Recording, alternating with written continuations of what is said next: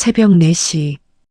도시 전체를 뒤덮은 장대비가 아스팔트를 두드리고 있었다. 빗소리는 폭포수가 쏟아지는 것처럼 거칠고 요란했다. 가로등 불빛조차 빗줄기에 가려 희미하게 번지고 차들이 지나갈 때마다 물보라가 사방으로 튀어올랐다. 도로는 거대한 강처럼 변해 있었고 맨홀 뚜껑에서는 물이 솟구쳐 올랐다. 누구도 이 시간에 밖에 나와 있고 싶지 않을 만큼 매서운 비였다. 정류장 벤치 옆 비를 맞으며 서 있는 한 남자가 있었다. 30살의 택배기사 김철수였다. 그의 손에는 비닐 한 장 없이 그대로 노출된 택배 박스가 들려 있었다. 새벽 긴급 배송 요청을 받고 급하게 맡은 물건이라 포장할 시간조차 없었다. 빗물이 박스 위로 흘러내리고 그의 작업복도 이미 흠뻑 젖어 있었다. 철수는 떨리는 입술을 꽉 깨물며 버스가 오기를 기다렸다. 몸은 추위로 떨렸지만 그는 택배 박스를 가슴께 끌어안아 최대한 비를 덜 맞게 하려 애썼다. 손가락 끝은 이미 감각이 없었다. 제발, 더 늦으면 안 되는데. 철수는 스마트폰 화면을 확인했다. 출근 시간까지 고작 10분. 이 시간에 늦으면 또 팀장에게 한 소리 들을 게 뻔했다. 지난주에도 교통사고 때문에 5분 늦었다고 욕을 먹었다. 시간 개념도 없냐. 이래서 저학력자들은 안 된다니까. 그때도 변명조차 할 수 없었다. 가난하다는 것은 변명할 자격조차 없다는 것을 의미했다. 철수는 이를 악물었다. 오늘은 절대 늦을 수 없었다. 이번 달 월급에서 또 공제당하면 월세를 낼 수 없었다. 그때였다. 멀리서 누군가 걸어오는 모습이 보였다. 희미한 가로등 불빛 아래 지팡이를 짚은 늙은 할머니였다. 허리가 굽은 채 한 걸음 한 걸음 힘겹게 걷고 있었다. 비옷도 우산도 없이 그저 얇은 카디건 하나만 걸친 채였다. 할머니의 흰 머리카락은 빗물에 젖어 얼굴에 달라붙어 있었고 손에는 낡은 천가방과 편지 봉투 하나가 들려 있었다. 할머니의 발걸음은 비틀거렸고 얼굴은 창백했다. 철수는 본능적으로 할머니를 향해 고개를 돌렸다. 저 나이에 이 새벽에 이 폭우 속을 혼자 걷다니. 가슴 한켠이 먹먹해졌다. 하지만 자신도 지금 여유가 없었다. 늦으면 정말로 해고당할 수도 있었다. 철수는 시선을 돌리려 했다. 자신의 일에만 집중해야 했다. 살아남아야 했다. 하지만 할머니는 계속 다가왔다. 도로 가까이, 위험할 정도로 가까이. 보도와 차도의 경계가 빗물로 흐려져 있었다. 철수는 불안한 예감에 할머니를 계속 쳐다보았다. 그 순간이었다. 할머니의 발이 헛디뎠다. 지팡이가 빗물 웅덩이에 미끄러지며 중심을 잃었다. 할머니의 몸이 앞으로 기울었다. 아! 짧은 비명과 함께 할머니의 몸이 차도 쪽으로 쓰러졌다. 둔탁한 소리와 함께 할머니의 몸이 아스팔트 위에 떨어졌다. 쿵! 그 소리가 철수의 귓속에서 울렸다. 천가방에서 물건들이 쏟아져 나왔다. 편지 봉투, 낡은 신분증, 약봉지들이 빗물에 젖으며 도로 위로 흩어졌다. 흰색 약봉지가 물웅덩이에 떨어져 순식간에 검은색으로 변했다. 할머니, 철수는 반사적으로 소리쳤다. 택배 박스를 떨어뜨릴 뻔했다. 하지만 그 순간 전조등 불빛이 다가왔다. 차 한 대가 빠른 속도로 달려오고 있었다. 운전자는 폭우 때문에 시야가 가려져 있었고 쓰러진 할머니를 보지 못한 채 그대로 지나쳤다.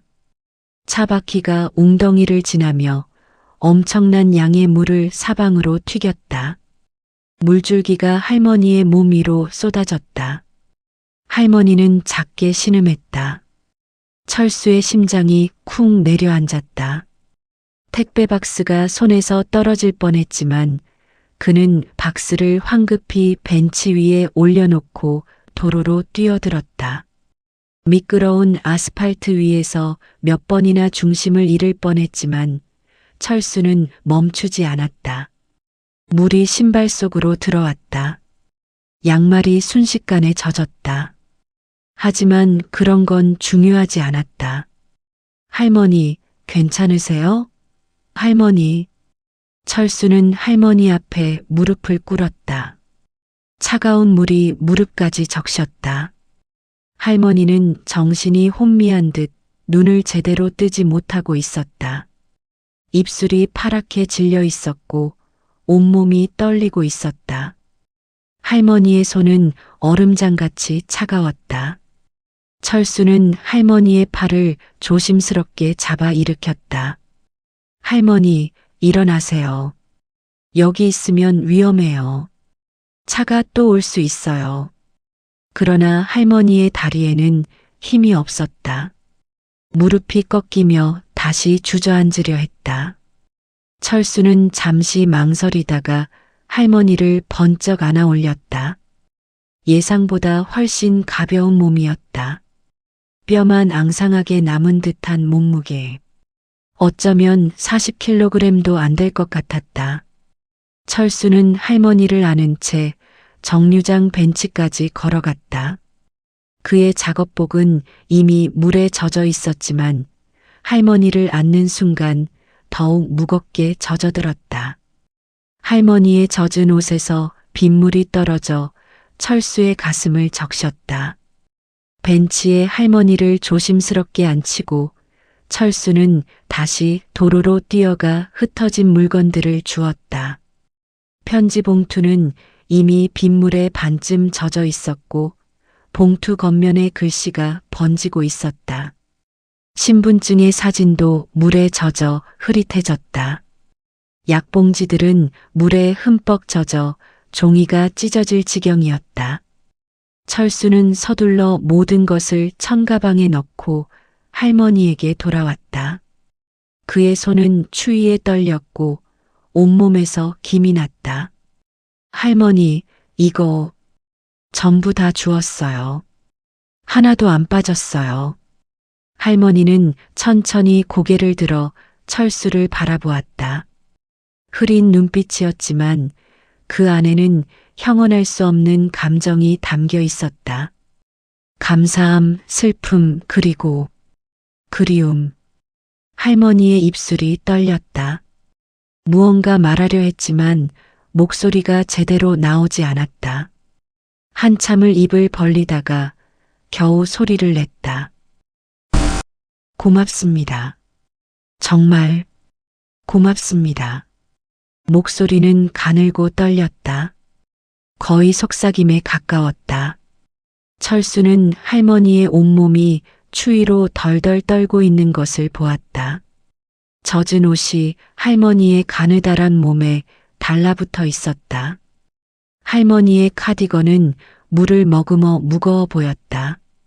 이대로 두면 저체온증에 걸릴 게 분명했다. 최악의 경우.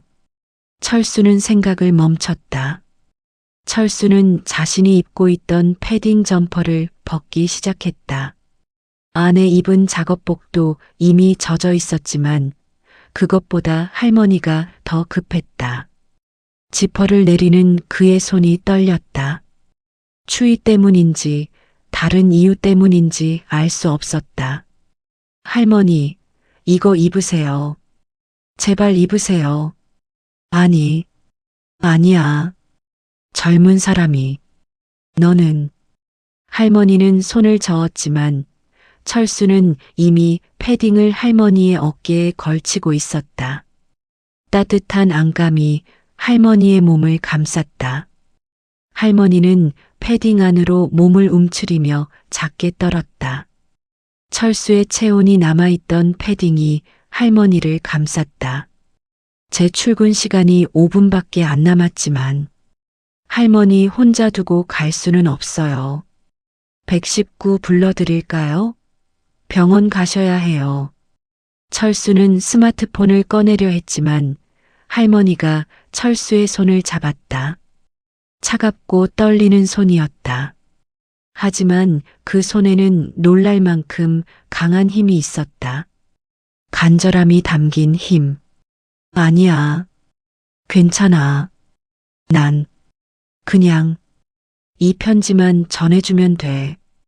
할머니는 젖은 편지 봉투를 철수에게 내밀었다.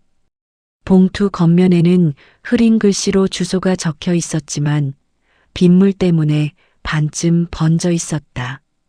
글씨체는 동그랗고 떨렸다. 할머니의 떨리는 손으로 쓴 것이 분명했다. 이 편지를 꼭 전해주렴. 제발. 할머니, 이건 지금 할머니 건강이 더 중요해요. 부탁이야. 내가 직접 가려고 했는데 몸이 말을 안 듣는구나. 이게 내 마지막 기회일지도 몰라. 할머니의 목소리에는 절박함이 묻어났다. 눈물이 할머니의 눈가에 맺혔다. 빗물인지 눈물인지 구분할 수 없었다. 철수는 편지 봉투를 받아들었다. 종이가 물에 젖어 손에 닿는 감촉이 축축했다. 꼭 전해드릴게요. 약속할게요, 할머니. 철수가 고개를 끄덕이자 할머니의 얼굴에 희미한 미소가 떠올랐다. 할머니는 철수의 얼굴을 한참 동안 바라보았다.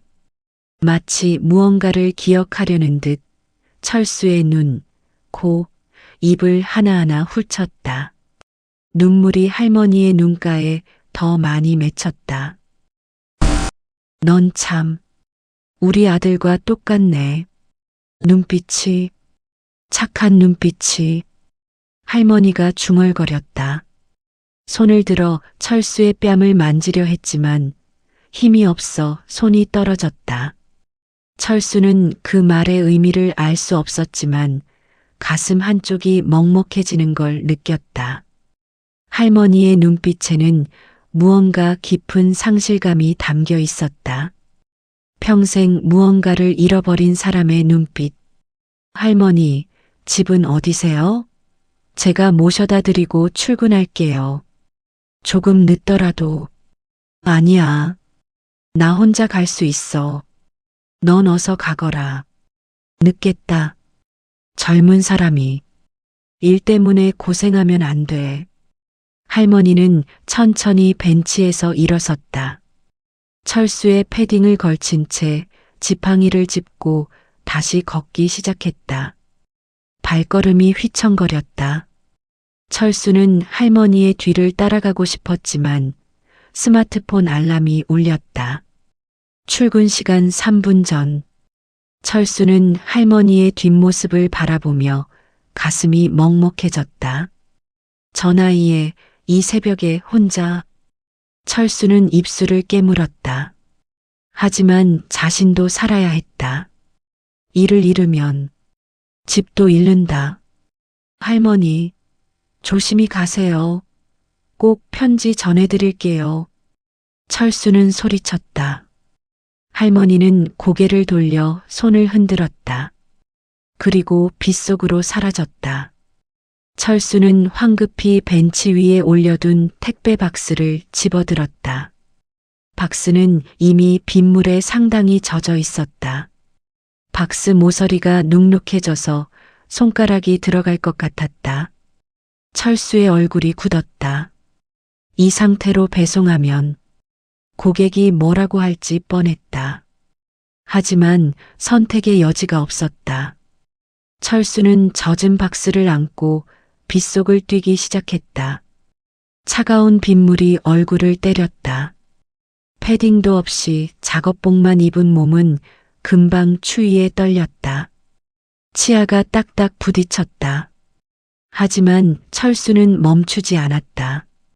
숨이 가빠지고 다리가 후들거렸지만 계속 뛰었다. 폐가 터질 것 같았다. 옆구리가 아팠다. 하지만 멈출 수 없었다. 배송지에 도착했을 때 철수는 이미 온몸이 흠뻑 젖어 있었다. 신발 안으로 물이 가득 차 있었고 걸을 때마다 쩔럭쩔럭 소리가 났다. 작업복에서 물이 뚝뚝 떨어졌다. 택배 박스는 겉면이 눅눅하게 젖어 있었고 모서리 부분이 눌려 있었다. 철수는 떨리는 손으로 초인종을 눌렀다. 딩동 마이너스. 몇 초 후 문이 열렸다.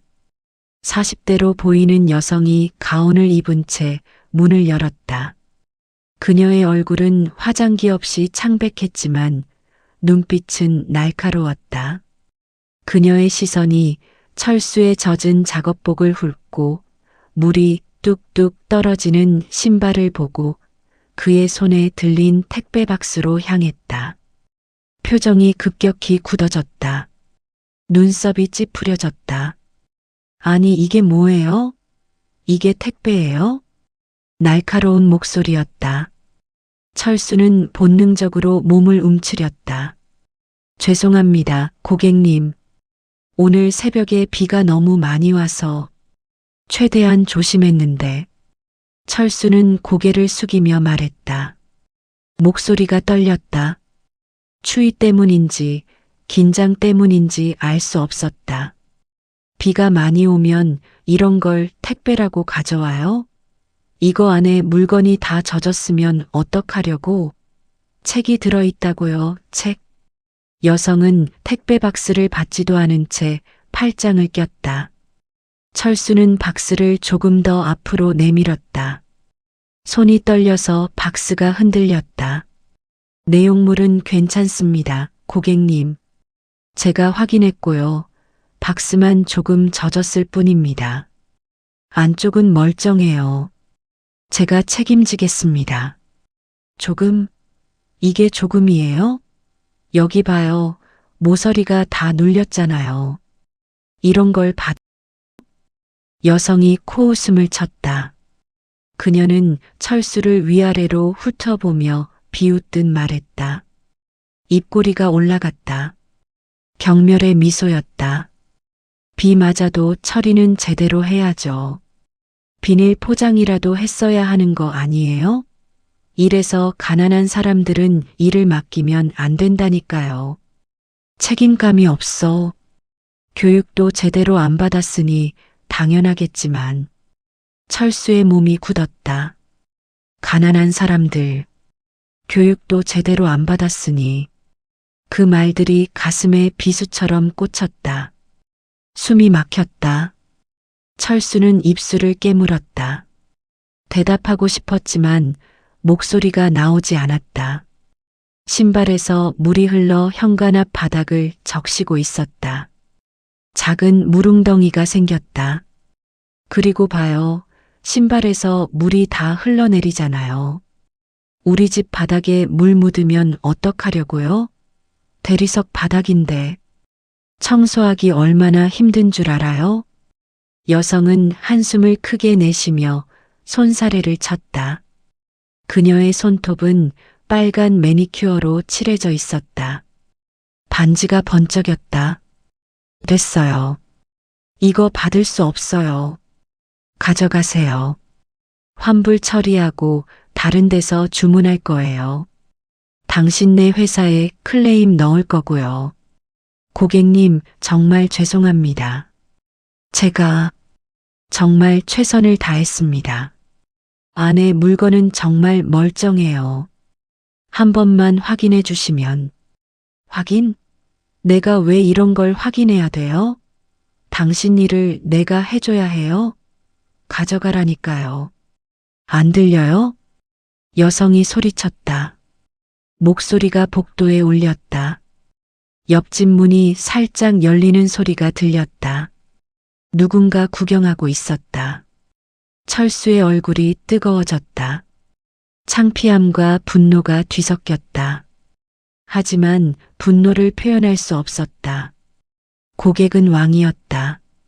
철수는 그저 가난한 택배기사였다.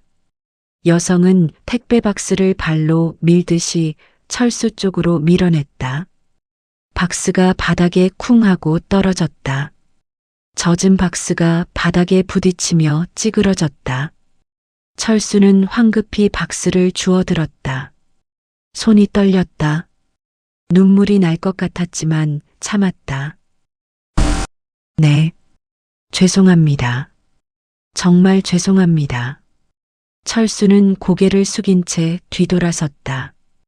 뒤에서 문이 쾅 닫히는 소리가 들렸다. 복도는 냉랭했다. 형광등 불빛이 차갑게 내려앉았다. 철수는 계단을 내려가며 떨리는 숨을 내쉬었다. 눈물이 날 것 같았지만 참았다. 울면 안 됐다. 남자가 어른이 울면 안 됐다. 계단 중간쯤에서 철수는 멈춰섰다. 다리에 힘이 풀렸다. 주저앉고 싶었다. 소리내어 울고 싶었다. 하지만 참았다. 이미 익숙한 일이었다. 가난하다는 이유로 무시당하는 것, 존중받지 못하는 것, 학력이 낮다는 이유로 무시당하는 것. 그는 고등학교도 제대로 졸업하지 못했다. 보육원을 나온 후 생계를 위해 일을 시작했다. 공부할 시간이 없었다. 살아남는 게 먼저였다. 주머니에서 무언가 떨어지는 소리가 났다. 고개를 숙여보니 할머니의 편지 봉투였다. 빗물에 젖어 축축한 봉투가 계단 바닥에 떨어져 있었다. 철수는 편지를 주워들었다. 봉투가 더 젖어 있었다. 글씨가 더 번졌다. 젖은 봉투를 바라보는 순간 할머니의 얼굴이 떠올랐다. 추위에 떨며 벤치에 앉아있던 할머니. 넌 참, 우리 아들과 똑같네. 라고 중얼거리던 그 목소리. 떨리는 손으로 편지를 내밀던 그 모습. 꼭 전해달라고 했던 할머니. 철수는 편지 봉투를 가슴께 끌어안았다. 적어도 이 편지만큼은 꼭 전해드려야 했다. 그것이 할머니와의 약속이었다. 고객은 자신을 무시했지만 할머니는 자신을 믿어줬다. 그 믿음을 저버릴 수 없었다. 꼭 전해드릴게요, 할머니. 약속 지킬게요. 철수는 작게 중얼거리며 다시 걷기 시작했다. 빗속을 걸으며 그는 편지 봉투의 주소를 확인했다. 글씨가 번져 있었지만 대충 읽을 수 있었다. 서울 동대문구 어딘가의 주소였다. 번지수가 흐릿했지만 동 이름은 읽을 수 있었다. 오늘 퇴근하고 가봐야겠어. 꼭 전해드려야 해. 철수는 편지를 조심스럽게 주머니 깊숙이 넣었다. 그리고 다시 택배 업무를 시작하기 위해 발걸음을 옮겼다. 몸은 추웠고 마음은 무거웠지만 그는 멈출 수 없었다. 살아가야 했으니까. 하루 종일 빗속을 뛰어다녔다. 택배를 배송하고 또 배송하고 점심도 제대로 먹지 못했다. 편의점에서 산 삼각김밥 하나가 전부였다. 비는 오후까지 계속 내렸다. 철수의 옷은 하루 종일 젖어 있었다. 말을 틈이 없었다. 감기에 걸릴 것 같았다. 목이 아프기 시작했다. 기침이 나왔다. 고객들 중 몇몇은 친절했다. 고생 많으세요. 이 비에 힘드시겠어요 라고 말하는 사람들도 있었다. 그럴 때는 가슴이 따뜻해졌다. 하지만 대부분은 무표정하거나 불친절했다.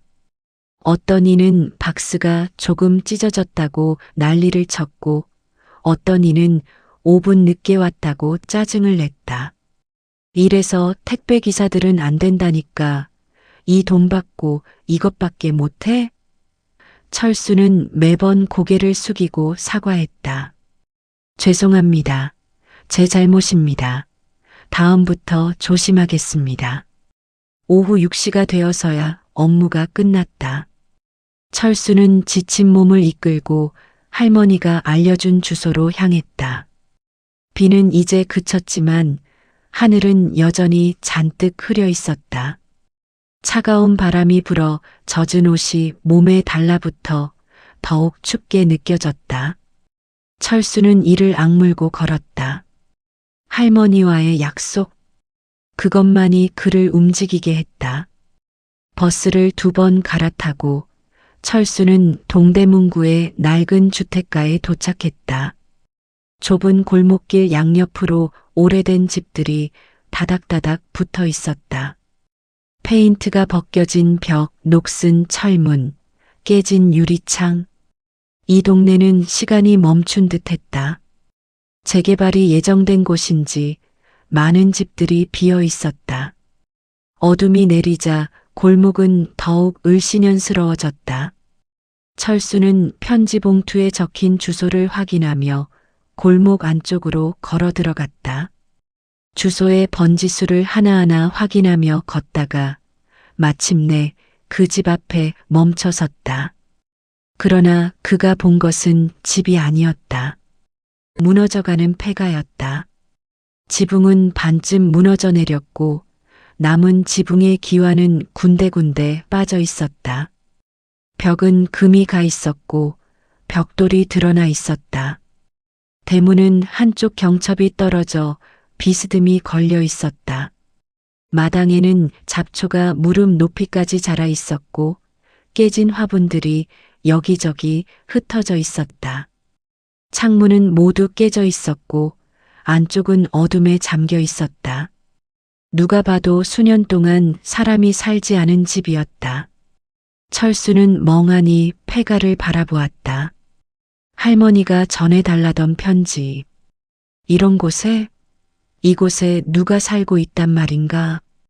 거기 뭐 하세요? 뒤에서 목소리가 들렸다. 철수는 고개를 돌렸다.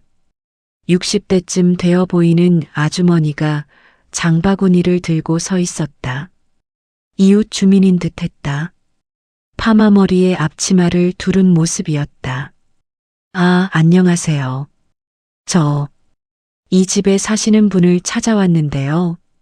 철수가 편지 봉투를 보이자 아주머니의 얼굴에 슬픈 표정이 스쳤다. 눈썹이 내려갔다. 그 집 말이야. 20년도 더 됐어. 사람이 산 집. 네. 그럼 여기 살던 분은 어디로? 할머니 혼자 살았지. 그런데 그 할머니가 참 불쌍한 사람이었어. 아주머니는 한숨을 쉬며 폐가를 바라보았다. 눈빛에 연민이 담겨 있었다. 24년 전이었나. 그날도 오늘처럼 미친 비가 내렸지. 세상이 끝나는 줄 알았어. 그날 할머니가 아들을 잃어버렸어. 겨우 4살짜리 꼬마였는데. 철수의 심장이 쿵 내려앉았다. 숨이 멎는 것 같았다. 아들을 잃어버렸다고요? 응. 그날 할머니 남편이 술 먹고 와서 난리를 쳤대. 폭력적인 사람이었거든. 할머니한테 맨날 손찌검을 했지. 이 동네 사람들 다 알았어. 할머니가 아이를 데리고 도망치다가 폭우 속에서 넘어지면서 아이 손을 놓쳤다는구만. 그 사이에 아이가 사라져버렸대. 아주머니는 고개를 저었다. 장바구니를 바닥에 내려놓았다. 그 뒤로 할머니가 완전히 망가졌어. 매일 아이를 찾아다니고 경찰서도 가고 보육원도 찾아다니고 미친 사람처럼 돌아다녔지. 몇 년 동안. 근데 아이는 나타나지 않았어. 철수는 할머니의 얼굴을 떠올렸다. 새벽의 폭우 속을 혼자 걷던 그 할머니. 넌 참, 우리 아들과 똑같네. 라고 했던 그 목소리. 그때 할머니 눈빛에 담겨 있던 깊은 슬픔. 그 할머니 아드님은 결국 못 찾으셨나요? 못 찾았지. 아마 어디 보육원 같은 데 들어갔겠지. 그때 워낙 혼란스러웠으니까. 이름도 바뀌고 기록도 제대로 안 남고 24년이나 지났는데 찾기가 쉽겠어? 바늘 하나 찾기도 어려운데 사람을.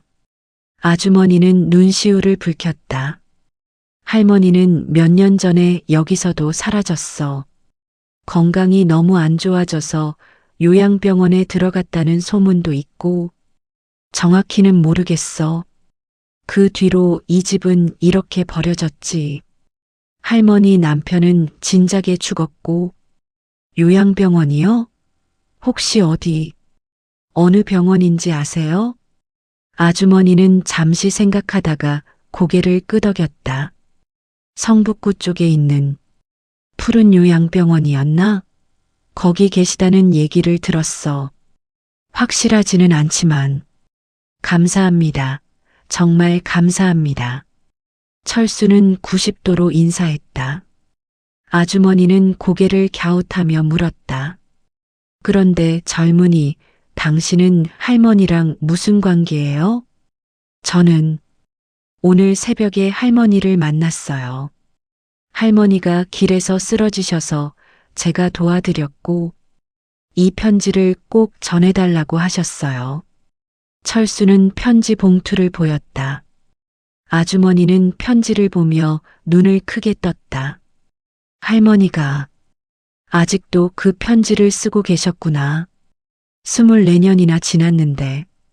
아주머니는 장바구니를 다시 들며 말했다. 이제 그 집 곧 철거될 거래. 재개발 들어온다고. 그럼 할머니의 마지막 흔적도 사라지는 거지 뭐. 세상 참. 아주머니는 쓸쓸한 표정으로 골목 밖으로 걸어갔다. 발소리가 점점 멀어졌다. 철수는 홀로 폐가 앞에 서 있었다. 바람이 불어 대문이 삐걱거리는 소리를 냈다. 으스스한 소리였다. 철수는 비스듬히 열린 대문 사이로 안을 들여다보았다. 무너진 마루, 깨진 유리창, 쓰러진 가구들. 모든 것이 폐허였다. 세월의 흔적이 역력했다. 하지만 무언가가 철수의 시선을 끌었다. 마루 한쪽 구석, 잡초 사이로 무언가 반짝이는 것이 보였다. 희미한 가로등 불빛에 반사되는 무언가. 플라스틱? 금속? 철수는 호기심이 생겼다. 혹시 이것도 할머니의 물건일까? 철수는 조심스럽게 대문을 밀고 안으로 들어가는. 대문이 삐걱거리며 열렸다. 마당의 잡초를 헤치며 마루로 다가갔다. 발밑에서 마른 잡초가 바스락거렸다. 마루로 올라서자 삐걱거리는 소리와 함께 마루판이 약간 꺼졌다. 위험했다. 조심해야 했다. 반짝이던 것에 가까이 다가가 보니 그것은 낡은 플라스틱 팔찌였다. 아이용 장난감 팔찌. 형형색색의 구슬이 꿰어져 있었고 그 사이사이에 알파벳이 새겨진 큐브가 끼워져 있었다. 먼지와 흙에 묻혀 있었지만 플라스틱이라 부식되지 않고 남아 있었다. 철수의 손이 떨렸다. 그는 천천히 팔찌를 집어들었다. 먼지를 털어내자 알파벳 글자들이 선명하게 드러났다.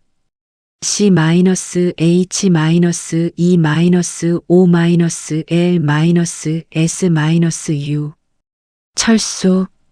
철수의 숨이 멎었다. 심장이 멈춘 것 같았다. 이 팔찌는, 이건, 설마. 기억의 파편이 떠올랐다. 어린 시절, 보육원에 처음 들어갔을 때, 그때 그는 아무것도 가진 게 없었다. 이름표도 신분증도 가족 사진도 부모님의 흔적도 단 하나 손목에 끼워진 팔찌만 있었다. 바로 이 팔찌와 똑같은 것. 보육원 원장 선생님이 말했었다. 철수야, 너는 이 팔찌를 차고 있었어. 경찰서 앞에서 울고 있을 때 이 팔찌에 내 이름이 적혀 있었단다. 그래서 우리가 너를 철수라고 부르기로 했어. 하지만 그 팔찌는 보육원에서 잃어버렸다. 철수가 5살 때 목욕을 하다가 빠져서 하수구로 흘러갔다. 그때 그는 얼마나 울었던가. 며칠 동안 밥도 먹지 않았다. 그 팔찌가 자신의 유일한 흔적이라고 생각했는데, 부모님이 남긴 유일한 것이라고 생각했는데, 철수는 팔찌를 손에 꼭 쥐었다. 심장이 이상하게 뛰기 시작했다. 빠르게, 불규칙하게. 숨쉬기가 어려웠다. 왜인지 모르게 가슴이 답답해지고 눈물이 나올 것 같았다. 우연이야. 그냥 우연일 거야. 이런 팔찌는 흔하니까. 그때 유행했던 거니까. 철수는 스스로에게 말했지만 손은 계속 떨렸다. 이 팔찌가 이 집에 있다는 것. 그리고 이 집에 살던 할머니가 24년 전 아들을 잃어버렸다는 것. 그 아들의 나이가 4살이었다는 것. 그리고 자신도 24년 전에 보육원에 들어왔다는 것. 그때 자신의 나이도 4살이었다는 것. 우연치고는 너무 많은 것들이 일치했다. 철수는 주머니에서 편지 봉투를 꺼냈다. 봉투에 적힌 글씨를 다시 자세히 들여다보았다. 글씨체, 동그랗고 떨리는 글씨체, 어디선가 본 것 같은. 철수의 머릿속에 희미한 기억이 스쳤다. 보육원 시절 그에게 책을 읽어주던 한 자원봉사자 할머니가 있었다. 매주 화요일마다 오시던 할머니. 그 할머니는 항상 철수만 찾았다. 철수야, 오늘은 무슨 책 읽을까? 하며 무릎에 앉혔다. 그 할머니가 써주던 메모. 생일 카드에 쓰던 글씨가 이런 느낌이었던 것 같은. 아니야. 그 할머니는 다른 사람이야. 설마. 하지만 확신할 수 없었다. 너무 오래전 일이었다. 하지만 이 기분, 이 팔찌를 보는 순간 느껴진 이 묘한 기분. 마치 어머니의 자궁 속에서 듣던 심장 소리를 다시 듣는 것 같은 본능적인 편안함과 동시에 슬픔.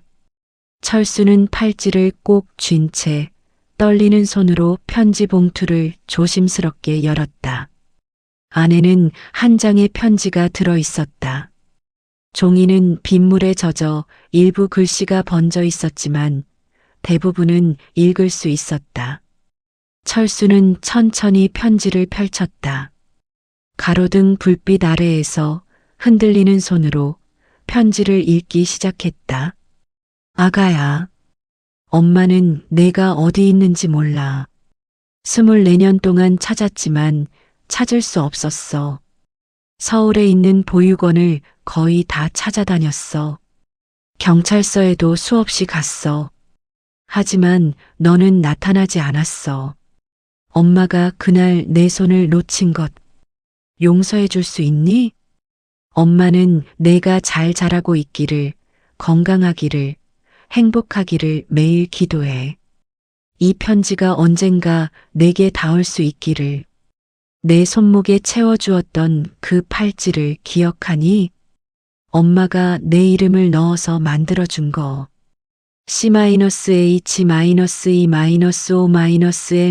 C-H-E-2-O-L-S-U. 철수. 엄마가 너를 낳고 가장 먼저 한 일이 그 팔찌를 만드는 거였어. 내가 길을 잃어도 내 이름을 기억할 수 있도록. 근데 엄마가 너를 잃어버렸구나. 철수야, 엄마는 널 한 번도 잊은 적이 없어. 매일 밤 내 생각을 하며 울었어. 미안해. 정말 미안해. 엄마는 이제 늙고 병들었어. 시간이 얼마 남지 않았을지도 몰라. 하지만 죽기 전에 딱 한 번만이라도 내 얼굴을 보고 싶어. 내가 잘 자랐는지 보고 싶어. 내가 행복한지 알고 싶어. 사랑한다, 아가야. 엄마가 너를 영원히 사랑해. 마이너스 엄마가. 편지를 읽는 동안 철수의 눈에서 눈물이 떨어졌다. 손이 너무 떨려서 편지를 제대로 잡을 수가 없었다. 눈물방울이 이미 젖은 편지 위에 떨어져 글씨를 더 번지게 했다.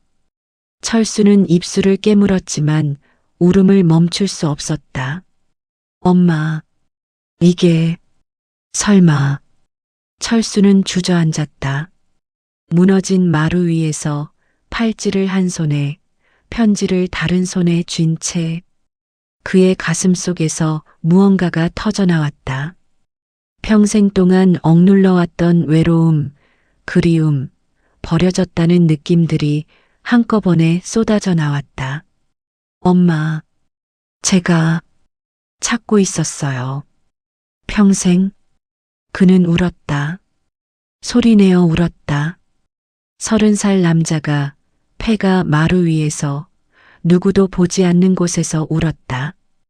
어린아이처럼 목 놓아 울었다. 왜 이렇게 아픈 걸까? 왜 이렇게 슬픈 걸까? 확실하지도 않은데. 이 할머니가 정말 자신의 어머니인지도 모르는데. 하지만 가슴은 알고 있었다. 본능은 알고 있었다.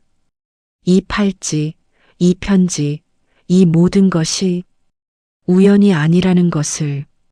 얼마나 시간이 흘렀을까.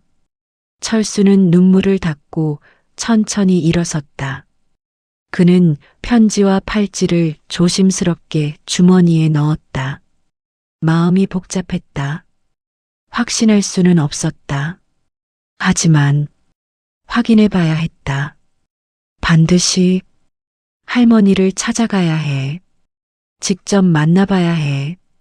철수는 폐가를 나섰다. 밤 공기가 차가웠다. 하지만 철수는 추위를 느끼지 못했다. 머릿속이 복잡했다. 감정이 뒤엉켜 있었다. 희망과 두려움이 동시에 밀려왔다.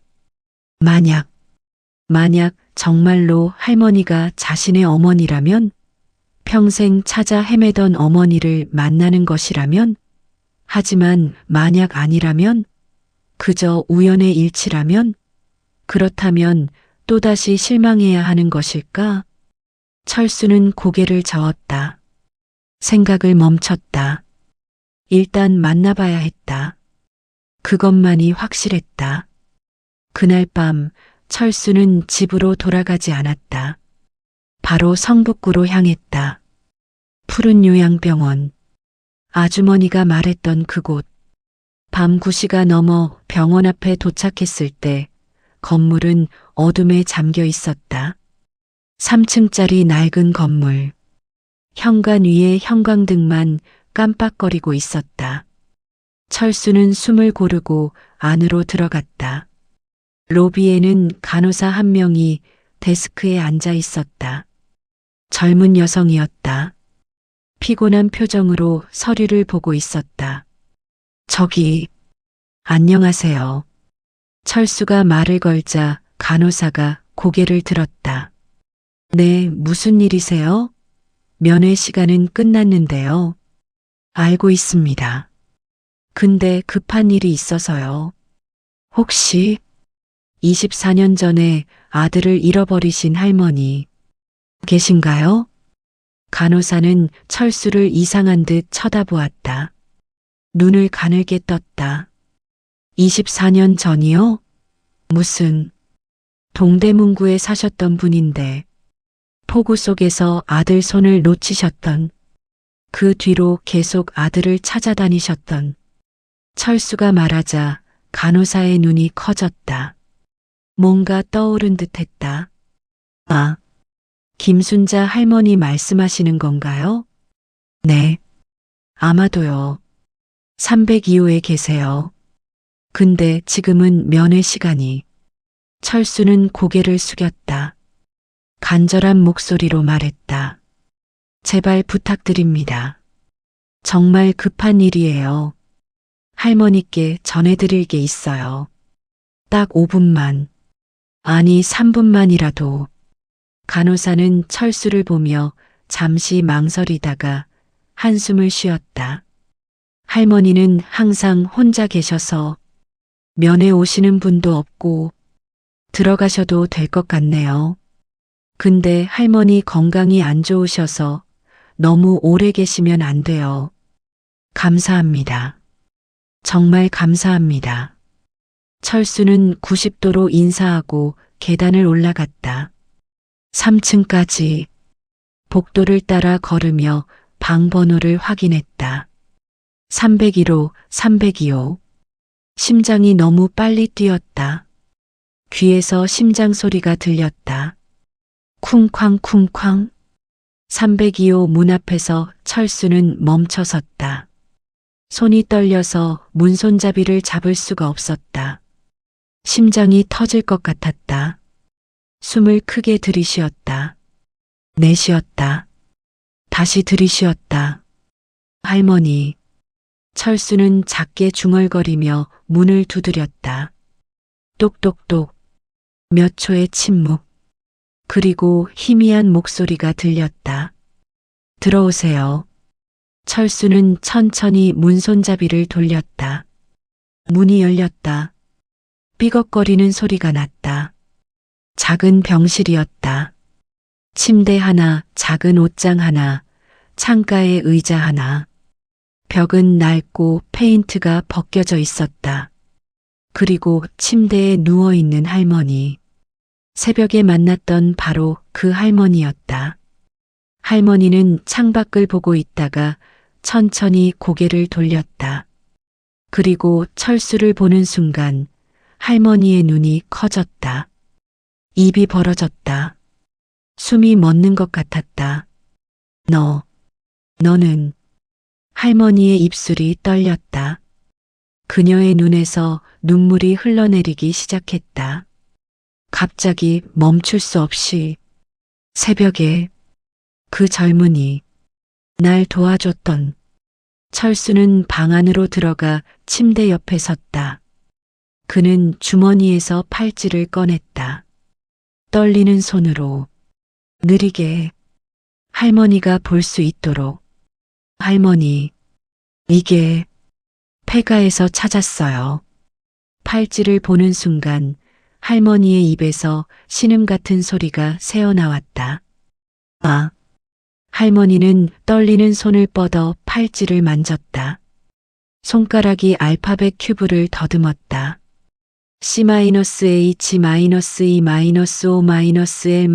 C-A-E-5-L-S-S-U. 이건 내가 만들어준. 철수, 우리 철수. 할머니의 목소리가 깨졌다. 울음이 터져 나왔다. 할머니, 철수의 목소리도 떨렸다. 그는 편지를 꺼내 할머니에게 보였다. 이 편지, 제가 전해드리려고 왔어요. 아침에 할머니가 부탁하셨잖아요. 그런데, 말이 제대로 나오지 않았다. 목이 메었다. 철수는 눈물을 참으려 했지만 실패했다. 할머니는 철수의 얼굴을 빤히 쳐다보았다. 눈물로 범벅이 된 얼굴로, 떨리는 입술로 할머니는 물었다. 너, 혹시 이름이 뭐니? 철수요. 김철수. 저는 보육원에서 자랐어요. 24년 전에 경찰서 앞에서 발견됐대요. 폭우가 내리던 날, 그 순간 할머니는 울음을 터뜨렸다. 소리내어 온몸을 떨며 울었다. 할머니는 침대에서 일어나려 애쓰며 손을 뻗었다. 아가야, 아가야, 넌, 넌, 우리 철수야. 할머니, 철수는 할머니를 붙잡았다. 할머니가 침대에서 떨어질 것 같았다. 할머니는 철수의 팔을 붙잡으며 끝없이 울었다. 미안해, 미안해. 내 손을 놓치려던 게 아니야. 엄마가 너무 미안해. 너무 미안해. 할머니는 철수를 끌어안으려 했다. 철수는 할머니에게 다가가 안았다. 조심스럽게 하지만 꽉. 할머니의 몸은 뼈만 남은 듯 가벼웠다. 하지만 그 안에 담긴 사랑은 무한히 무거웠다. 엄마, 엄마. 철수는 평생 한 번도 불러본 적 없던 그 말을 중얼거렸다. 엄마. 그 단어가 입 밖으로 나오는 순간 철수의 가슴 속에서 무언가가 터졌다. 댐이 무너지듯 눈물이 쏟아졌다. 엄마. 저도 엄마를 찾고 있었어요. 평생. 두 사람은 한참 동안 그렇게 안고 있었다. 시간이 멈춘 것 같았다. 복도를 지나가는 간호사의 발소리도 밖에서 들리는 차 소리도 아무것도 들리지 않았다. 오직 서로의 울음소리만이 작은 병실을 채웠다. 24년, 24년 동안 매일 너를 찾았어. 매일. 할머니는 철수의 등을 쓰다듬으며 말했다. 손길이 떨렸지만 따뜻했다. 어머니의 손길이었다. 그날이 계속 꿈에 나와. 내가 울며 엄마를 부르던 그 소리가 계속 들려. 매일 밤 철수는 할머니를 꼭 안은 채 물었다. 어머니, 그날 무슨 일이 있었어요? 할머니는 천천히 철수를 놓고 침대에 기대앉았다. 눈물을 닦으며 떨리는 목소리로 말하기 시작했다. 24년 동안 가슴에 묻어두었던 이야기를. 그날 내 아버지가 술을 마시고 왔어. 평소보다 더 많이 취해 있었지. 돈을 다 잃고 왔더라. 도박으로. 그 사람은 원래 술만 마시면 사람이 달라졌거든. 난 알았어. 그날 밤이 위험하다는 걸. 할머니의 눈에 공포의 빛이 스쳤다. 24년이 지났지만 그날의 기억은 생생했다. 그날도 난 내 아버지한테 맞았어. 때리고, 욕하고, 발로 차고, 너는 구석에서 울고만 있었지. 엄마 하면서 나는 더 이상 못 참겠더라. 너라도 지키려고 너를 안고 집 밖으로 뛰쳐나갔지. 어머니, 폭우가 쏟아지고 있었어. 앞이 안 보일 정도로. 천지가 온통 물이었어. 근데 내 아버지가 뒤쫓아왔어. 술에 취해서 비틀거리면서도 계속 쫓아왔어. 나는 너를 안고 계속 뛰었어. 너는 그때 너무 무서워서 울기만 했지. 엄마 하면서 내 울음소리가 아직도 귓속에 생생해. 할머니의 목소리가 떨렸다. 숨을 깊이 들이쉬었다. 그런데 내가 미끄러졌어. 도로 한복판에서 내 손을 꼭 잡고 있었는데 넘어지는 순간 내 손이 내 손에서 빠져나갔어. 그 짧은 순간에 할머니는 자신의 손을 바라보았다. 여전히 떨리는 손. 그 사이에 내 아버지가 나를 붙잡았어. 나를 끌고 가려고. 나는 소리쳤어. 철수 하면서. 근데 폭우 때문에 내가 어디로 갔는지 보이지도 않았어. 어둠뿐이었어. 빗소리에 내 울음소리도 들리지 않았어. 할머니는 얼굴을 손으로 가렸다. 눈물이 손가락 사이로 흘러내렸다. 그날 밤 내 아버지한테서 도망쳐서 다시 그 자리로 갔을 때 넌 없었어. 어디에도 없었어. 경찰에 신고했지만 넌 나타나지 않았어. 며칠 동안, 몇 주 동안, 몇 달 동안 넌 나타나지 않았어. 철수는 자신의 어린 시절을 떠올렸다. 보육원 원장 선생님이 말해줬던 이야기. 그는 폭우가 쏟아지던 날 밤 경찰서 앞에서 울고 있는 채로 발견되었다고. 온몸이 젖어 있었고 얼어붙을 정도로 떨고 있었다고. 이름도 모르고 나이도 정확히 모르고 그저 손목에 팔찌 하나만 차고 있었다고. 전 그날 경찰서 앞에서 발견됐대요. 경찰 아저씨가 절 발견하고 보육원으로 데려갔고 거기서 자랐어요. 보육원. 할머니는 고개를 떨어뜨렸다. 손으로 얼굴을 가렸다. 나도 보육원들을 다 찾아다녔어. 서울에 있는 보육원을 거의 다. 사진을 들고 다니면서 물어봤어. 이 아이 본 적 없냐고. 근데 못 찾았어. 내 이름이 바뀌었을 수도 있고, 기록이 제대로 안 남았을 수도 있고, 아니면 다른 지역으로 갔을 수도 있고. 할머니는 눈물을 닦았다. 하지만 눈물은 계속 흘렀다. 몇 년을 찾아다녔어. 미친 사람처럼. 집도 팔고, 돈도 다 쓰고. 그래도 못 찾았어. 사람들은 포기하래. 이제 그만하라고 해. 근데 난 포기할 수 없었어. 넌 내 아들인데. 내가 낳은 아이인데. 어머니. 철수는 어머니의 손을 꼭 잡았다. 거칠고 주름진 손이었지만 따뜻했다. 어머니의 손. 제 이름은 보육원 원장 선생님이 지어주셨대요. 제가 계속 철수라고 중얼거렸대요. 그래서 그 이름을 그대로 쓰신 거래요. 제 기억은 없지만 할머니의 눈이 다시 커졌다. 입술이 떨렸다.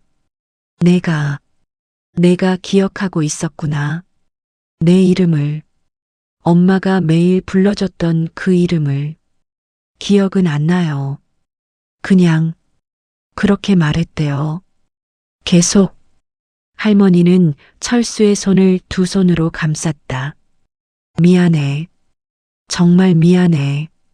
엄마가 너를 지키지 못해서, 엄마가 약해서, 엄마가 무능해서.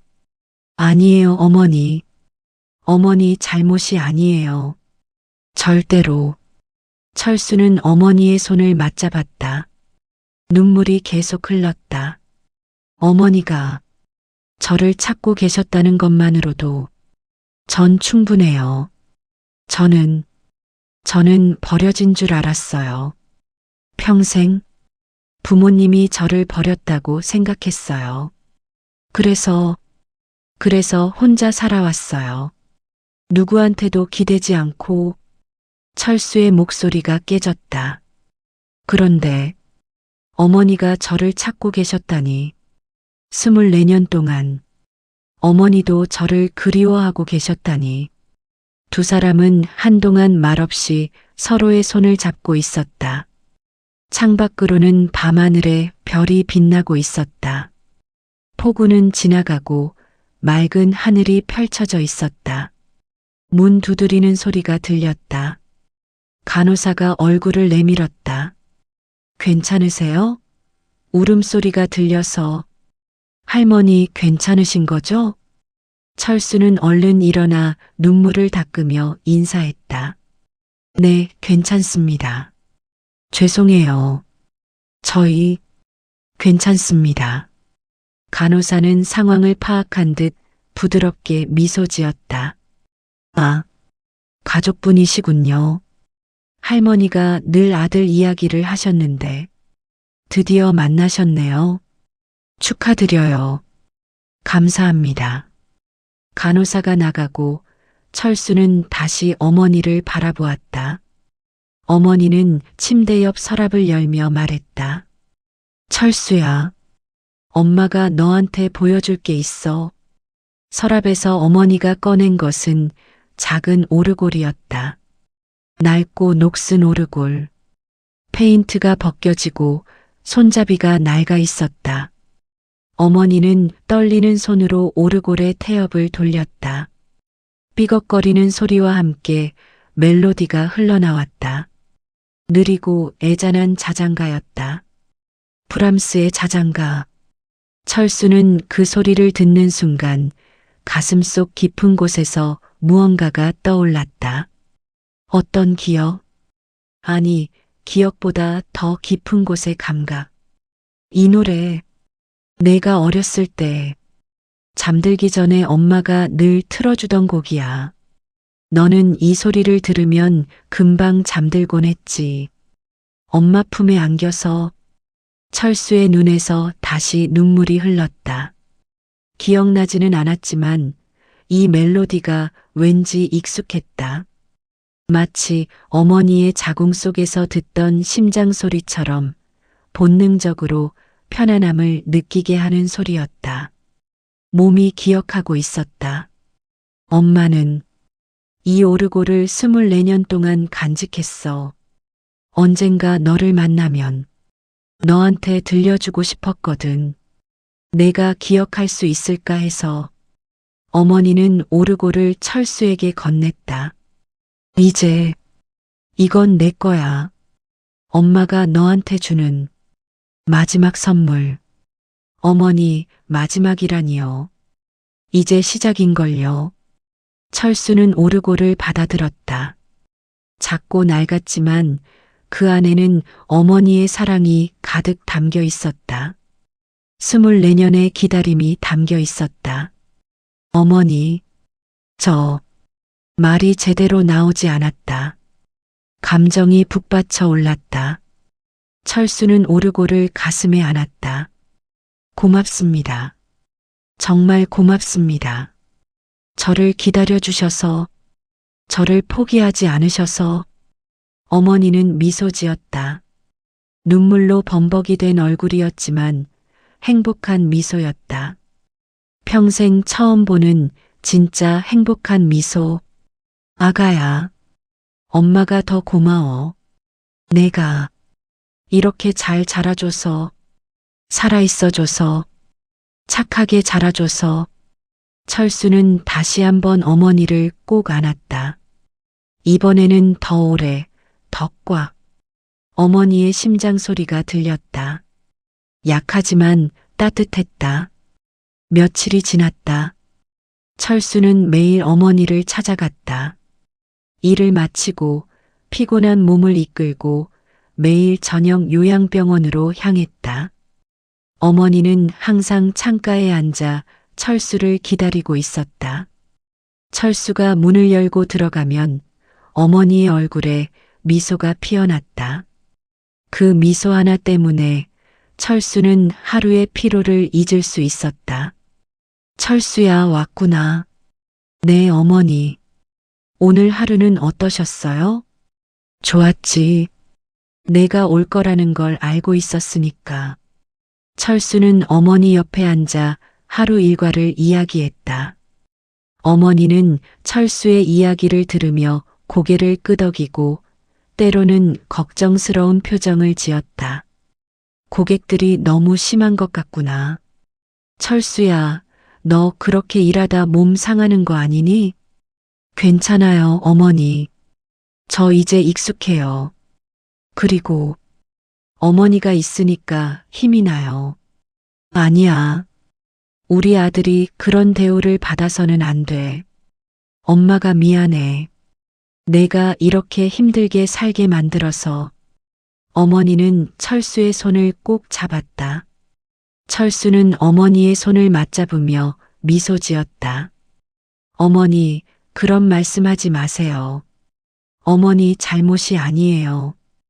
그리고 전 이제 행복해요. 어머니가 있으니까요. 하지만 철수의 마음 한구석에는 여전히 불안감이 있었다. 정말로 이 할머니가 자신의 어머니일까? 모든 증거가 그렇다고 말하고 있었다. 팔찌, 편지, 이야기들. 하지만 확실한 증명이 필요했다. 철수는 결심했다. 일주일 후 철수는 어머니에게 조심스럽게 제안했다. 어머니, 저 제안이 하나 있어요. 뭔데, 아가야? DNA 검사를 받으면 어떨까요? 그러면 확실히 알 수 있잖아요. 우리가 정말 가족이라는 걸. 어머니는 잠시 침묵했다. 창밖을 바라보았다. 그리고 천천히 고개를 끄덕였다. 그래, 그게 좋겠구나. 엄마도 확실히 알고 싶어. 내가 정말 내 아들이라는 걸. 공식적으로, 마음속으로는 확신하고 있지만, 그래도, 알아, 철수야. 엄마도 알아. 넌 신중한 아이야. 그게 좋은 거야. 다음 날 두 사람은 병원에서 DNA 검사를 받았다. 간호사가 철수와 어머니의 구강 점막을 면봉으로 채취했다. 간단한 절차였지만 철수의 손은 떨렸다. 일주일 정도 걸릴 거예요. 간호사가 말했다. 일주일. 철수에게는 1년처럼 길게 느껴질 시간이었다. 그 일주일은 정말로 길게 느껴졌다. 철수는 매일 어머니를 찾아갔지만 마음 한구석에는 불안감이 자리 잡고 있었다. 만약 결과가 다르다면? 만약 자신의 착각이었다면? 만약 이 모든 우연의 일치가 그저 우연이었다면? 밤마다 악몽을 꿨다. 검사 결과지에 일치하지 않음이라고 적힌 꿈. 어머니가 울면서 돌아서는 꿈. 혼자 남겨진 자신의 꿈. 하지만 어머니는 확신에 차 있었다. 어느 날 저녁 철수가 불안한 표정으로 있자 어머니가 말했다. 철수야, 엄마는 알아. 넌 내 아들이야. DNA 검사가 뭐라고 하든 엄마는 알아. 엄마의 마음이, 엄마의 몸이 기억해. 넌 내가 낳은 아이야. 그 말이 철수에게 큰 힘이 되었다. 어머니의 확신이 철수의 불안을 조금씩 녹여갔다. 일주일 후 드디어 결과가 나왔다. 병원에서 연락이 왔다. 검사 결과가 나왔습니다. 병원으로 와주세요. 철수는 그날 오전에 병원으로 갔다. 택배 업무를 반차로 처리하고 서둘러 병원으로 향했다. 가슴이 두근거렸다. 손이 떨렸다. 버스 안에서 철수는 계속 손을 비벼댔다. 옆 사람이 이상하게 쳐다볼 정도였다. 병원 접수처에서 봉투를 받았다. 두꺼운 흰색 봉투. 철수는 봉투를 받아들고 병원 복도 한 구석으로 갔다. 창가 벤치에 앉았다. 햇빛이 창문을 통해 들어왔다. 따뜻한 빛이었다. 철수는 떨리는 손으로 봉투를 바라보았다. 이 안에 자신의 운명이 담겨 있었다. 가족이 있는 삶과 없는 삶의 경계가. 철수는 깊은 숨을 들이쉬었다. 그리고 천천히 봉투를 뜯었다. 종이를 펼쳤다. 의학 용어들이 가득했다. 철수는 급히 결론 부분으로 눈을 옮겼다. 친자관계 확률 99.97%. 결론 검사 대상자들은 생물학적 모자 관계가 확실합니다. 철수의 눈에서 눈물이 흘렀다. 손이 떨려서 종이를 제대로 잡을 수 없었다. 정말이었다. 정말로 어머니였다. 할머니가, 그 새벽 폭우 속에서 만났던 그 할머니가 자신의 친어머니였다. 어머니. 철수는 결과지를 가슴에 꼭 안았다. 복도 벤치에서 고개를 숙이고 한참을 울었다. 기쁨의 눈물이었다. 감사의 눈물이었다. 그리고 안도의 눈물이었다. 더 이상 혼자가 아니었다. 이 세상에 자신을 낳아준, 자신을 사랑하는 자신의 어머니가 있었다. 복도를 지나가는 사람들이 철수를 쳐다보았지만 철수는 개의치 않았다. 울음을 멈출 수 없었다. 평생 동안 억눌러왔던 감정들이 터져나왔다. 얼마나 시간이 흘렀을까. 철수는 눈물을 닦고 천천히 일어섰다. 요양병원으로 가야 했다. 어머니에게 이 소식을 전해야 했다. 택시를 타고 요양병원으로 향했다. 차 안에서도 철수는 결과지를 꼭 쥐고 있었다. 손에서 땀이 났다. 종이가 축축해졌다. 요양병원에 도착했다. 철수는 계단을 2계단씩 올라갔다. 3층까지. 숨이 가빴지만 멈추지 않았다. 302호 문 앞에 섰다. 숨을 고르고 문을 두드렸다. 들어오세요. 어머니의 목소리. 철수는 문을 열고 들어갔다. 어머니는 창가에 앉아 밖을 바라보고 있었다. 철수의 발소리를 듣고 고개를 돌렸다. 철수야. 이렇게 일찍? 무슨 일이니? 어머니의 얼굴에는 기대와 불안이 섞여 있었다. 철수는 천천히 다가가 결과지를 내밀었다. 어머니, 결과가 나왔어요. 어머니는 떨리는 손으로 종이를 받아들었다.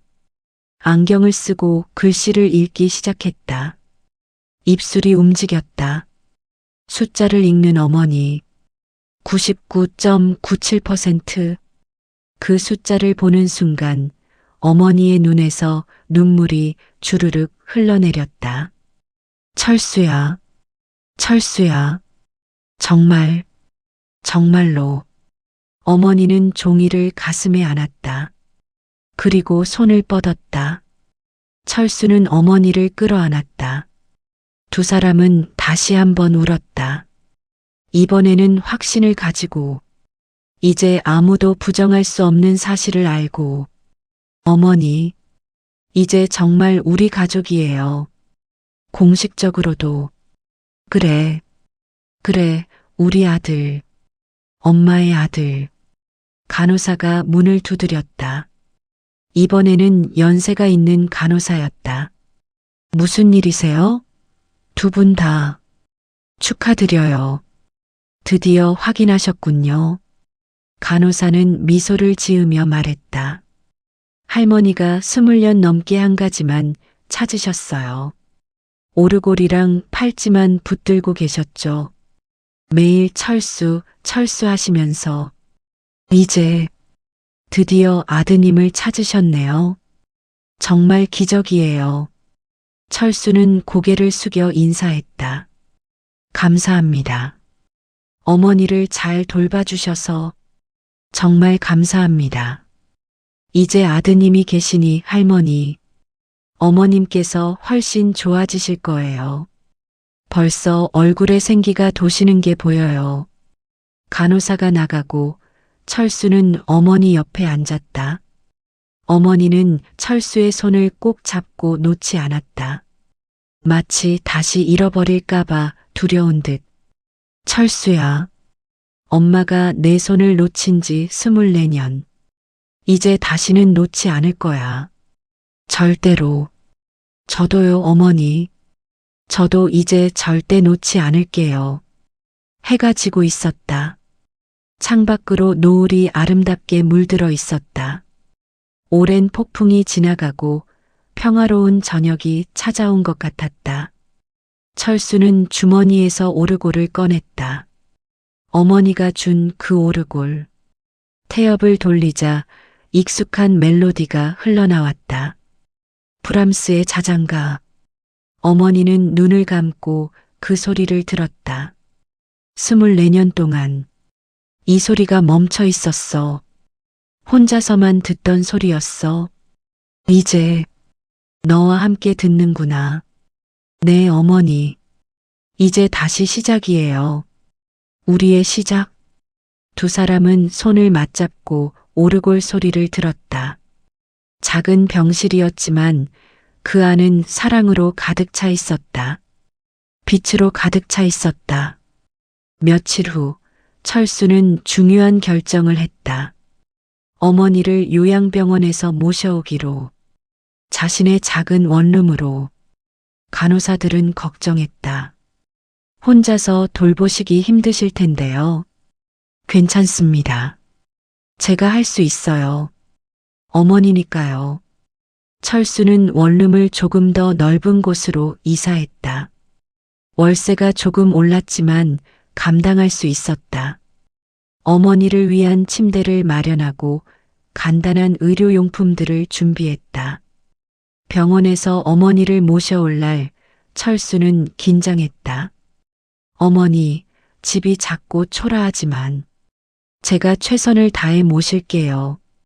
아가야, 넌 벌써 충분히 잘하고 있어. 엄마는 내가 있는 곳이면 어디든 좋아. 어머니를 집으로 모셔왔다. 어머니는 철수의 방을 둘러보며 눈물을 흘렸다. 우리 아들이 이렇게 혼자서 살아왔구나. 이런 작은 방에서. 어머니, 이제 혼자가 아니에요. 어머니랑 함께잖아요. 그날부터 새로운 삶이 시작되었다. 철수는 아침 일찍 일어나 어머니를 위해 아침을 준비했다. 어머니를 씻기고 옷을 입혀드리고 약을 챙겼다. 그리고 택배 일을 나갔다. 일을 마치고 돌아오면 어머니는 항상 창가에 앉아 철수를 기다리고 있었다. 철수야, 왔니? 네, 어머니. 오늘 저녁은 뭐 드시고 싶으세요? 내가 해주는 건 다 맛있어. 철수는 요리를 배우기 시작했다. 유튜브를 보며 어머니가 좋아하는 음식들을 만들었다. 처음에는 서툴렀다. 밥을 태우기도 하고 국을 너무 짜게 만들기도 했다. 하지만 어머니는 항상 맛있다고 했다. 우리 아들 요리 솜씨가 일취월장하네. 어머니가 맛있게 드셔주시니까 보람이 있어요. 저녁을 먹고 설거지를 하고 어머니와 함께 TV를 봤다. 어머니가 좋아하는 드라마를 함께 보며 웃었다. 평범한 일상이었지만 철수에게는 평생 꿈꿔왔던 순간들이었다. 밤이 되면 철수는 오르골을 틀었다. 어머니는 그 소리를 들으며 잠들었다. 철수는 잠든 어머니를 바라보며 생각했다. 이 순간이 꿈이 아니라는 게 얼마나 감사한지. 계절이 바뀌었다. 여름이 왔다. 어머니의 건강은 조금씩 좋아졌다. 아들과 함께 있다는 기쁨이 어머니를 살게 했다. 의사도 놀라워했다. 정말 놀랍습니다. 환자분의 상태가 많이 좋아지셨어요. 긍정적인 마음이 이렇게 큰 효과를 내다니. 철수와 어머니는 함께 공원을 산책했다. 어머니는 휠체어에 앉아 있었고 철수가 밀었다. 공원의 나무들은 푸르렀고 꽃들이 피어 있었다. 아이들이 웃으며 뛰어다녔다. 철수야, 세상이 참 아름답구나. 네, 어머니. 정말 아름다워요. 어느 날 어머니가 철수에게 제안했다. 철수야, 엄마랑 같이 그 집에 가보지 않을래? 우리가 살던 그 집. 폐가요? 응. 마지막으로. 한번 보고 싶어. 곧 철거된다며. 다음 주말 두 사람은 그 폐가로 갔다. 철수는 어머니를 휠체어에 태우고 좁은 골목길을 지나 그 집 앞에 섰다. 집은 여전히 무너져 있었다. 하지만 이제는 슬픔만 느껴지지 않았다. 여기서 너와 마지막으로 함께 있었지. 그날 밤 어머니는 작게 중얼거렸다. 철수는 어머니의 어깨에 손을 올렸다. 이제 새로운 추억을 만들어요, 어머니. 이제 우리 함께잖아요. 그래, 그래야지. 과거는 과거야. 두 사람은 폐가를 뒤로하고 떠났다. 돌아보지 않았다. 과거를 뒤로하고 미래를 향해. 그날 저녁 집으로 돌아오는 길에 비가 내리기 시작했다. 철수는 우산을 펼쳤다. 어머니와 함께 우산 아래 서서 빗소리를 들었다. 철수야, 무섭지? 어머니가 물었다. 철수는 고개를 저었다. 아니요. 어머니가 있으니까요. 이제 비는 무섭지 않아요. 어머니는 미소 지었다. 24년 전 폭우 속에서 아들의 손을 놓쳤던 그날. 이제 다시 아들 곁에 있었다. 이번에는 절대 놓지 않을 것이다. 집에 도착해서 철수는 어머니를 위해 따뜻한 차를 준비했다. 두 사람은 창가에 앉아 빗소리를 들으며 차를 마셨다. 어머니, 제가 드릴 게 있어요. 철수는 서랍에서 작은 상자를 꺼냈다. 어머니에게 건네자 어머니는 조심스럽게 상자를 열었다. 안에는 새로 만든 팔찌가 들어 있었다. 예전 것과 똑같은 디자인이었다. 형형색색의 구슬과 알파벳 큐브. 하지만 이번에는 다른 글자가 새겨져 있었다. E-5-M-M-A. 엄마. 어머니는 팔찌를 보며 눈물을 흘렸다. 철수야. 24년 전엔 제 이름이 새겨진 팔찌를 어머니가 만들어 주셨잖아요. 이번엔 제가 어머니를 위해 만들었어요. 이제 우리 절대 헤어지지 말아요. 그래. 절대 헤어지지 말자. 약속해. 철수는 팔찌를 어머니의 손목에 채워드렸다. 어머니는 팔찌를 바라보며 미소 지었다. 두 사람은 다시 한번 안았다. 오르골 소리가 방 안을 채웠다. 따뜻한 멜로디였다. 24년의 이별을 끝내고 새로운 시작을 알리는 소리였다. 창밖으로는 비가 그쳤다. 구름 사이로 달빛이 비쳤다. 어둠 속에서도 빛은 있었다. 슬픔 속에서도 희망은 있었다. 철수와 어머니 두 사람의 긴 여정은 끝났다. 하지만 함께하는 새로운 여정이 이제 막 시작되었다. 그날 밤 철수는 어머니 옆에 앉아 오르골을 틀었다. 어머니는 철수의 손을 잡고 눈을 감았다. 평화로운 얼굴이었다. 철수야, 내 어머니, 행복하니? 철수는 잠시 생각하다가 대답했다. 네, 너무 행복해요. 평생 이렇게 행복했던 적이 없어요. 엄마도 너무 행복해. 너를 다시 만나서. 오르골 소리가 계속 흘렀다. 자장가 멜로디가 두 사람을 감쌌다. 과거의 상처는 치유되고 있었고 미래의 희망이 피어나고 있었다. 24년 동안 멈춰있던 시간이 다시 흐르기 시작했다. 폭우 속에서 놓쳤던 손이 다시 맞잡혔다. 그리고 이번에는 영원히 놓지 않을 것이다. 철수는 어머니를 바라보며 조용히 중얼거렸다. 사랑해요, 어머니. 어머니는 눈을 뜨고 미소 지었다. 나도 사랑해, 우리 아들. 평생. 그렇게 긴 밤이 지나갔다. 아침이 밝아올 때 햇살이 창문을 통해 들어왔다. 따뜻한 빛이었다. 새로운 하루가 시작되었다. 함께 할 수 있는 하루가, 희망이 있는 하루가. 철수와 어머니의 이야기는 계속될 것이다.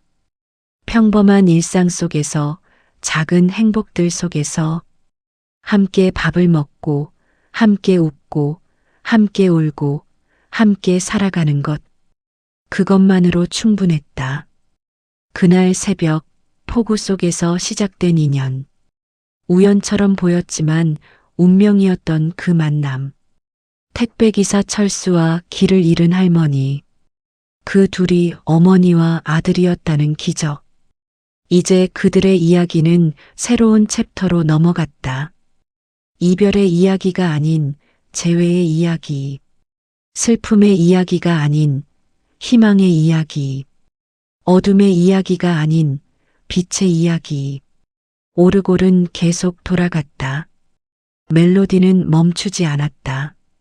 그 소리가 두 사람의 미래를 축복하는 것 같았다. 24년의 기다림 끝에 드디어 찾은 행복. 그것은 그 무엇과도 바꿀 수 없는 가장 소중한 것이었다.